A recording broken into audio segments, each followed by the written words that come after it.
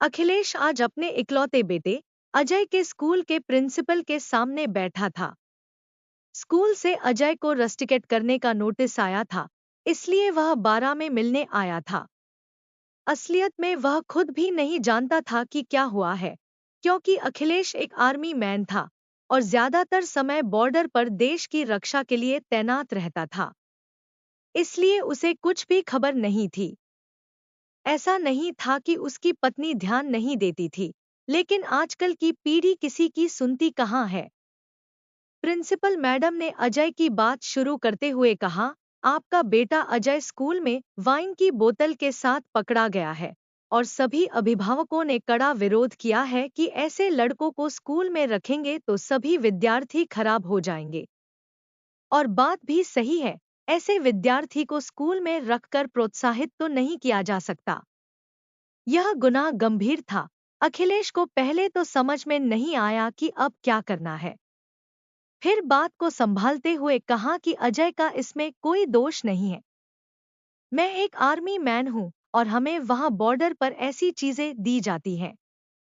छुट्टी पर आता हूँ तो यहाँ अपने दोस्तों के लिए लाता हूँ। मुझे पता है कि यह गलत है, मुझे ऐसा नहीं करना चाहिए। और यह बोतल मुझसे गलती से उसकी बैग में रखी गई थी। प्रिंसिपल मैडम ने बहुत डांटा और फिर नोटिस वापस ले लिया। अखिलेश जानता था कि एक पिता की जिम्मेदारी निभाते हुए वह झूठ बोल रहा है और अपने बेटे का बचाव कर रहा है। लेकिन उसके मन में जो बात थी, वह बात उसे अजय को आज घर जाकर बताने का निश्चय किया। उसे उम्मीद थी कि अजय वह बात जरूर समझेगा और उसकी जिंदगी खराब होने से बच जाएगी। इसलिए उसे एक छोटा सा झूठ बोलना पड़ा। अनिला घर में इधर से उधर घूम रही थी और उसे तो बेचारी को पता ही नहीं था कि किस कारण उसके बेटे को रस्टिकेट किया गया था। अखिलेश और अजय दोनों घर पहुंचे। अजय अपनी गलती से शर्मिंदा था, इसलिए उसे पता था कि घर पहुंचने के बाद उसे डांटा जाएगा, इसलिए वह पहले से ही सिर झुकाकर खड़ा हो गया था। अजय वैसे तो बहुत होशियार और समझदार लड़का था। आज तक उसकी कोई शिकायत स्कूल से नहीं आई थी। अनिला एक बाल मंदिर की शिक्षिका थी, इसलिए वह भी अजय के निर्माण में पूरा ध्यान देती थी।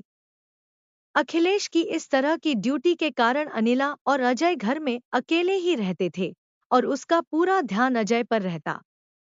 इसलिए ऐसा होने का तो कोई सवाल ही नहीं था। लेकिन अजय अभी तो 9वीं कक्षा में पढ़ने वाला विद्यार्थी ही था।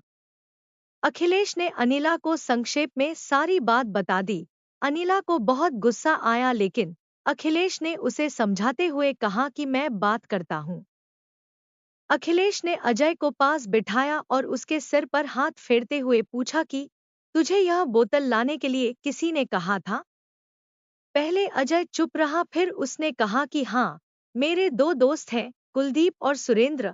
उन्होंने मुझसे कहा था कि तेरे पापा को तो यह सब मिलता है, एक बार लेकर आना, हम भी पार्टी करेंगे।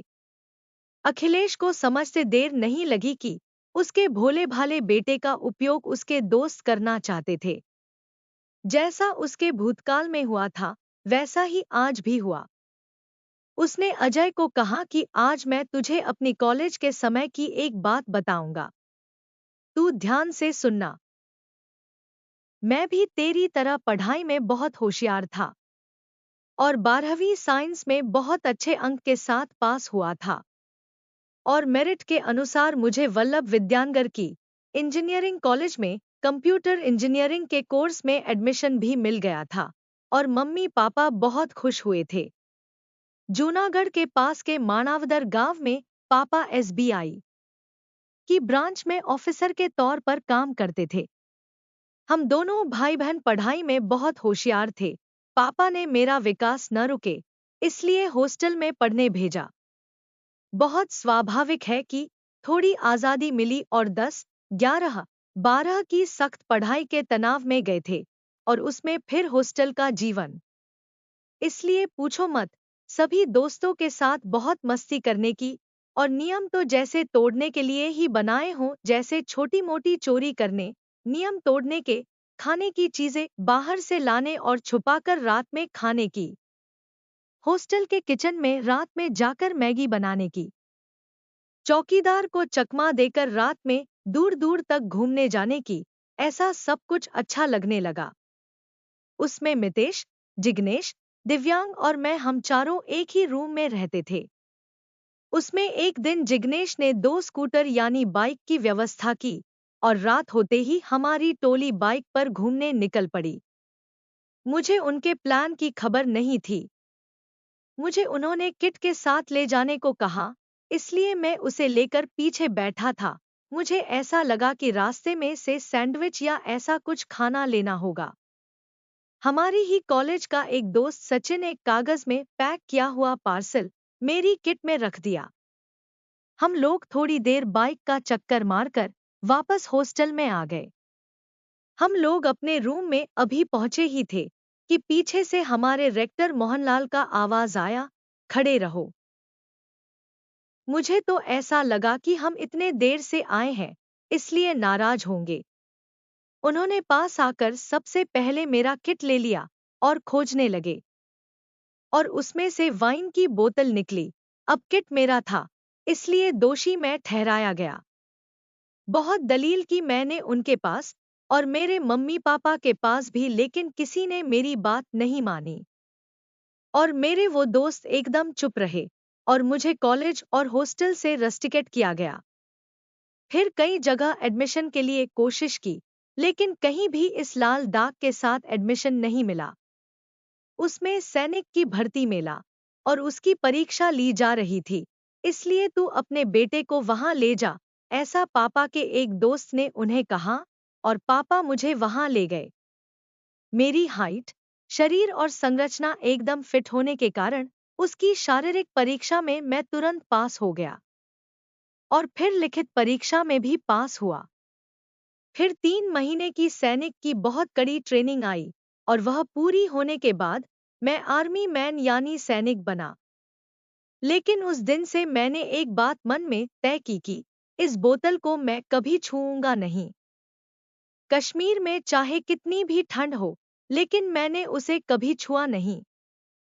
यहाँ भी मैं किसी और के लिए ही उसे लाता हूँ, और वह भी पहले तो ना ही कहता हूँ, फिर बहुत आग्रह करता है तभी।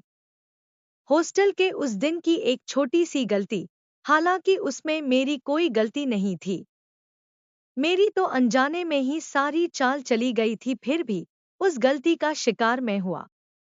नहीं तो आज मैं एक अच्छा कंप्यूटर इंजीनियर होता और तुम और तुम्हारी मम्मी ऐसे अकेले नहीं रहते।